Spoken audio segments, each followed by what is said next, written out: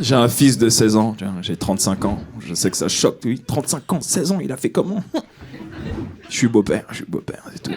C'est un leasing. Avec option d'achat, quoi. Il me reste 24 mois, là. Rigolez, ça rigole pas, vous êtes raciste ou quoi? Rigolez, qu'est-ce qui se passe? Tout à l'heure, je fais des blagues, elles me regardent, elles sont intriguées. Et quoi le délire? On est là pour se marrer. Ouais, 16 ans, là. Je kiffe, hein. Je le connais depuis qu'il a 5 ans, tu vois, 5 ans. Là, 16 ans, je kiffe parce que je suis plus obligé de faire le papa, tu vois. 16 ans, c'est mon pote, tu vois. Ouais, on traîne ensemble, on kiffe les mêmes trucs. Ça, par contre, c'est chiant, on kiffe les mêmes trucs. Parce que là, il veut la PlayStation 5, là, depuis. Je la veux aussi. Sa dernière liste de Noël, on avait la même liste de Noël, mon gars. Là, il a envie de s'acheter une paire de Air Jordan. Vous connaissez les Jordan, là, tout ça, là, ça 450 €. Là. Il veut une paire comme ça. Et moi aussi, je la veux. Et je me vois mal faire 2 fois 450 €.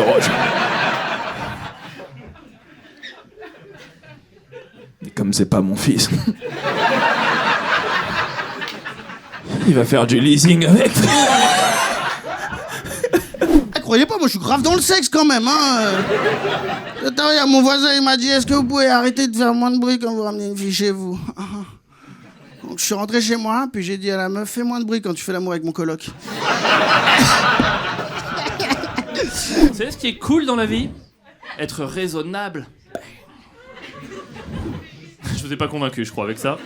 Je vous donne un exemple. C'est une question de dosage. Moi, je viens d'Ardèche. En Ardèche, il n'y a qu'une activité à faire l'été, c'est tu montes sur un caillou et tu sautes dans la rivière. C'est toute seule chose qu'on a à faire. Et quand on m'invite, j'y vais, parce que raisonnable, et donc, fun. Et je saute, parce que raisonnable et fun. Mais je saute en frites. Tu vois, parce que... Pourquoi? Il y a déjà largement assez de sensations en sautant. J'ai déjà fait ma part de fun. Pourquoi? Quel intérêt à mettre la tête devant? Je comprends pas l'intérêt de plonger la tête en avant. Avec beaucoup de chance, aucun rocher pointu ne transpercera mon front, c'est tout. Ils sont tarés, putain. Ils sont tarés.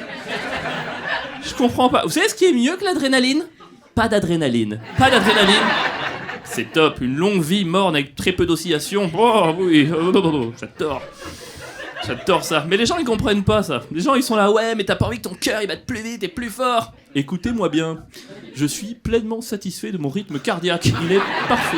Il bat au parfait tempo. Il bat comme il faut. Je comprends pas l'intérêt. C'est quoi leur but? C'est de challenger leur propre cœur? Ils veulent les mettre... Bon, qu'est-ce que tu fais? Bravo, t'as tenu, on est vivant.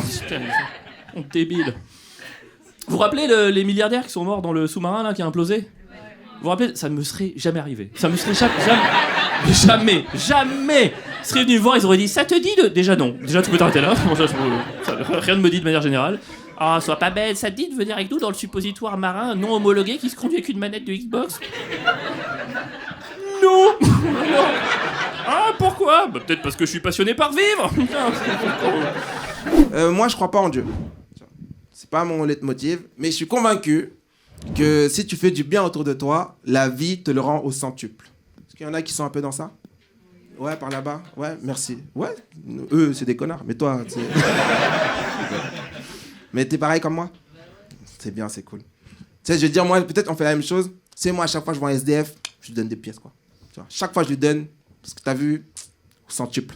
Tu vois, peut-être bien. À chaque fois, je lui donne des pièces, après, je regarde le ciel, je fais, t'as vu, hein, t'as vu?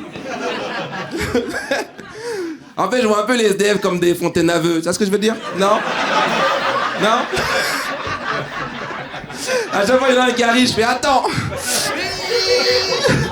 Après, je jette comme ça, là. Là, il a attrapé ou pas? Ouais, il a pas de bras, putain. J'ai mal vu. J'ai grandi à Grenoble dans un quartier. Je voulais un chien de quartier. Je dis à mon père, j'ai dit, prends-moi un berger allemand, c'est statutaire et tout. Il m'avait acheté un caniche nain. Et c'est pas la même quand tu promènes le caniche nain. En plus, il est gros baiser le chien, gros baiser. Il baisait tout le monde dans le quartier. Il montait sur les bergers allemands, il les fourrait comme ça, tu sais.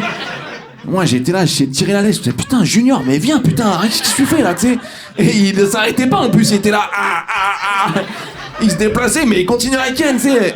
Entre respirer et Ken, il avait fait son choix, quoi. C'est fou. T'as déjà tiré 2 chiens, il y a le mec de devant, il part en même temps comme ça. Ah ouais, gros baiser. Il baisait toujours les coussins et tout, tu sais. Genre, t'invitais des potes à la maison, bonne ambiance, tu te retournais et il était au fond de la salle comme ça. Il te regardait droit dans les yeux comme ça. T'essayais de lui enlever le cousin, il devenait agressif, genre, tu sais. Tu en vises, genre, je sais que j'ai un problème, ok? J'en ai marre des bobos, moi, j'en ai marre des bobos. La dernière fois, je suis allé au bar, j'ai demandé un cappuccino. Le mec, il m'a dit quoi? Il m'a dit, tu veux du lait d'avoine? C'est quoi ça comme animal, l'avoine? Comment tu traites de l'avoine, toi, frérot? Explique-moi. Eh, c'est un délire, maintenant, il y a même du lait d'amande. Les d'amande, normalement, c'était mal garé, 135 € d'amande. Je comprends pas. Le lait, ça appartient aux vaches. Moi, j'ai envie qu'avec les vaches, on se rebelle, on marche main dans la main, enfin, main dans la patte, tu vois. Et qu'on marche tous ensemble et qu'on dise le lait, ça appartient aux vaches. Ah, balavoine. Je me présente, j'ai ma. C'est mon univers. Je bosse à la télé, je suis auteur pour Canal. Franchement, classe ou pas classe? Merci. C'est moi qui écris les dialogues des films hardcore porno le samedi soir. Je fais les traductions, c'est pas l'IA, c'est moi, d'accord? Guten Dick, c'est moi, tu vois? Ça veut dire bonjour bite, ça ne veut rien dire. Non, je bosse à Canal. J'ai des voisins, ils le savent, et il y en a un, il m'a dit, c'est vrai que tu bosses à Canal? Je dis, ouais, il me dit, est-ce que tu peux faire rentrer mon fils, s'il te plaît? Je dis, attends, j'ai pas de pouvoir, je suis pas DRH, je suis auteur. Il me dit, s'il te plaît, il a 17 ans, il serait stagiaire, pas payé, quoi. Je dis, bon, faut demander à Jean-Marc Morandini, mais je pense que c'est bon. Je sais pas si ton fils va rentrer dans Canal, mais Canal va rentrer dans ton fils, ça c'est sûr.